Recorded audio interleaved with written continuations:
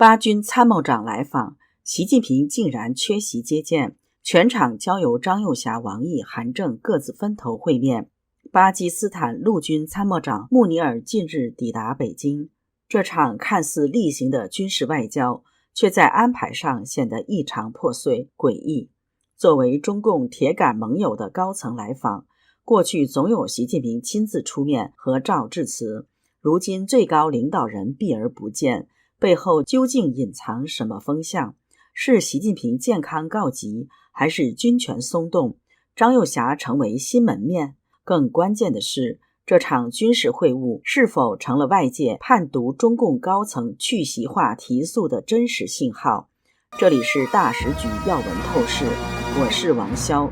2025年7月24号，巴基斯坦陆军参谋长阿西姆·穆尼尔抵达北京，展开对中国的正式访问。尽管穆尼尔此行被视为中巴军事合作的一次关键交流，但中共最高领导人习近平并未公开露面接见，这一安排与过往明显不同。穆尼尔是巴基斯坦军方最高层代表，不仅是三军总司令，也是中共“一带一路”海外安全体系的直接协作对象。在中共的话语体系中，他属于铁杆盟友中的铁中之铁。根据过往惯例，巴西高层来访时，习近平通常会亲自会晤或授权高层军政官员转达口信，但此次未见类似安排。穆尼尔本次会见的中方官员包括中共军委副主席张又侠、中共外交部长王毅以及中共国家副主席韩正。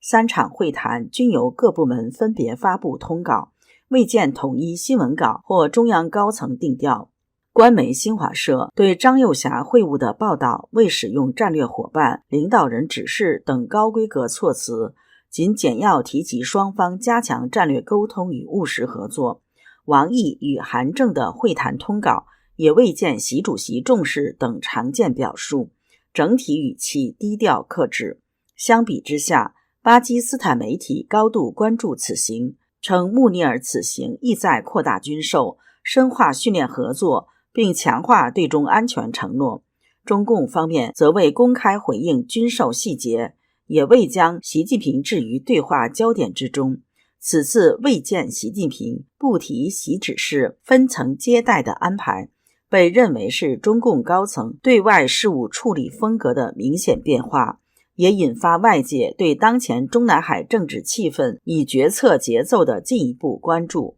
在中共历史上，国家副主席单独接见外国军方高层的情况极其罕见，也是绝无仅有。尤其是像巴基斯坦这种与中共军事合作最密切、最机密、最战略的对象，这不是什么乒乓外交，也不是哪个小国总统来喝茶，这是军事领袖级的会晤，理论上只能由军委主席或军委体系高层主持，那为什么不是习近平出面？习近平确实也在忙。25号当天上午，习近平以中共国家主席的身份在北京接受16位驻华大使递交国书。这种仪式上的表演秀似乎比见铁哥们儿更重要，而且他完全可以25日当天下午补上接见。退一万步说，哪怕不见，也会发个口信贺电，讲话全文，让外交部转述一下，表示重视。这是基本礼数，可这一次一个字都没有。更奇怪的是，张又侠和韩正的会见完全没有交叉，没有衔接，也没有谁代表谁。这不是一场会见的上下半场，而是两个平行世界里的中方代表分别见了同一个巴基斯坦军头。从体制设计角度来说，这是荒谬的。中共这个体制一向讲究统一指挥，层级清晰，从来不允许两个人代表一个国家，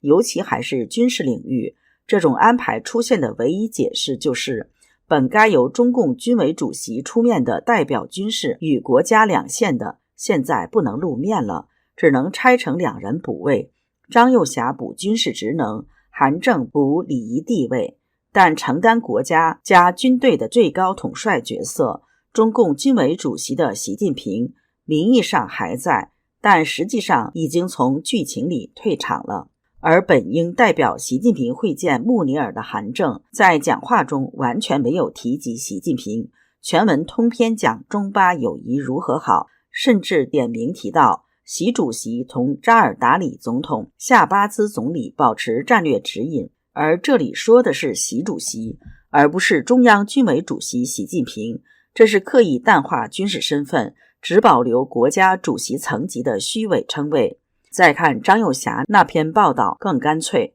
整篇通稿就没提到习近平的名字，这在中共体制里是极其不寻常的。要知道军委副主席见外宾，几乎每次讲话都要套一句贯彻习主席强军思想，落实主席负责制，哪怕只是一句口号，这次什么都没有。习近平不接见穆尼尔，不是没时间，也不是忘了，是根本不安排。这不是什么日常疏漏，也不是排程没对上，而是一场军中整风和去习化进行到临界点的外在征兆。所以这是一场没有公报、没有宣告、没有交接仪式的军权切割正在进行。中共军委近日印发全面肃清流毒影响、重塑政治干部形象威信的若干规定，说明中共军方最高层政工干部又出事了，而且再次提到肃清流毒。从2002年算起，总政治工作部系统一共出了4个掌门人，分别是徐才厚、李继鼐、张杨、苗华。这4个人里3个出事，1个儿子出事。徐才厚是卖官之王，从将军到团长一条龙服务，后来落马被查，因膀胱癌死在审查中，连个军葬都没称到。张杨当年是中共政治工作部主任，名字听着阳光，实际上阴得很。2017年被调查，还没开审就在家里上吊，留下一封所谓决裂书，整个军队上下当场炸锅。李继鼐表面没事，但他的儿子李磊曾任云南副省长助理也被查，问题一大堆，从招标到土地到高端宴请样样全。他本人也被认为是教子无方，管教不严，他早被清除权力中枢。最后一个是苗华，他曾是海军政委，后来做到军委政治工作部主任，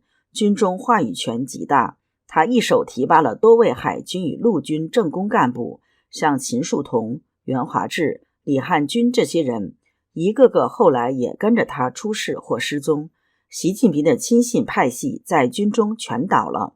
总政治工作部本来是党指挥枪的神经中枢，谁当政委谁搞政治工作都是这里统管，但20年下来，他变成了搞关系提拔，用忠诚包装裙带关系，靠标语掩盖派系，恶化军队系统的毒药。现在的全面肃清流毒，是要把总政过去20年的玩法一条一条打成反面教材，全盘否定吗？环顾整个中央军委，习近平自己不再露面，李尚福被查，何卫东失踪，苗华倒了。中共军委7人班子，现在名义上还活跃的就剩下2个人，张又侠和刘振立。但刘振立还是新人，刚进军委不久，说话还不算数。刘振立与张又侠的关系可以总结为既是战友又是上下级关系，且关系非常密切牢固。2人都曾参与对越战争，在战争中结成了深厚的友谊，所以目前真正能统战、能接外军、能代表中共军队形象的，就只剩张又侠一人。在中共独裁体制内，枪指挥党成为每一任中共当权者拼命抓军权的金科玉律。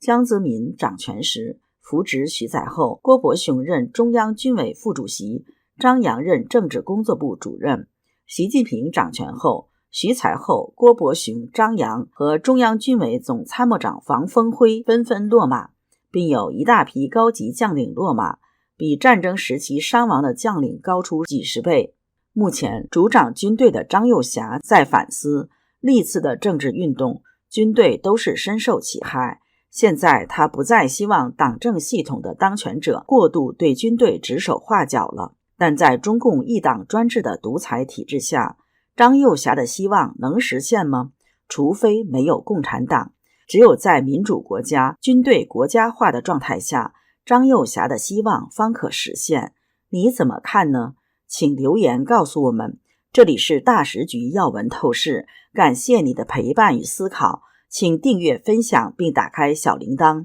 一起在动荡中坚守真相，在黑暗中点燃希望。